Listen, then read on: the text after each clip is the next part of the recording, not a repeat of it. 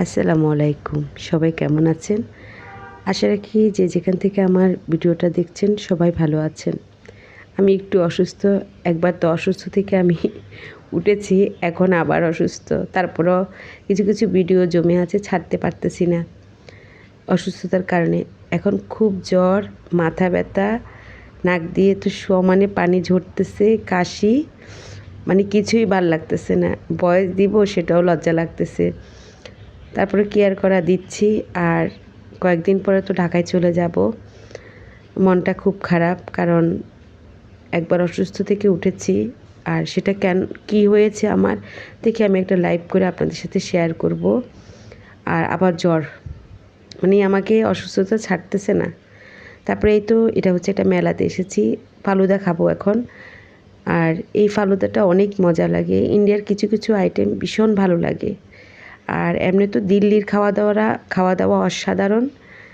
সেটা যারা দিল্লি গিয়েছেন জামে মসজিদ এলাকায় তারা জানেন। তো এটা হচ্ছে ফালুদা, সবাই এখানে ফালুদা নিচ্ছে। এগুলো আমাদের না, অন্য কারো অর্ডার ছিল। তো আমি ফালুদা নিয়েছি আমার জন্য। আমার হাজব্যান্ড খাবে না, কারণ ও ঠান্ডা জিনিস খেতে চায় না সহজে।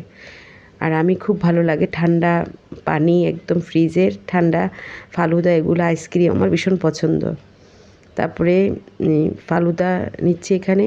আর এই ভিডিওটা যেদিন করেছি সেদিনে রাত্রে থেকে আমি ভয়ঙ্কর একটা মানে বিপদের সম্মুখীন হয়েছি। সেটা আমি লাইভ আপনাদেরকে একসময় বলে দেব, মানে কি হয়েছিল আমার সাথে।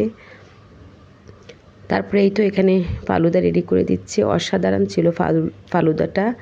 আর সবাই একটু ক্ষমা সুন্দর দৃষ্টিতে দেখবেন, মানে জ্বর তো, তারপরে হচ্ছে মাথা ব্যথা, এর ভিতরে আমি ভয়েস দিচ্ছি, কারণ তেমন একটা ভিডিও দিই না আমি এখন আর। আর শুধু যে মানে ছবিগুলো আমি করি, কত আসতেছে না মুখ দিয়ে দেখেন।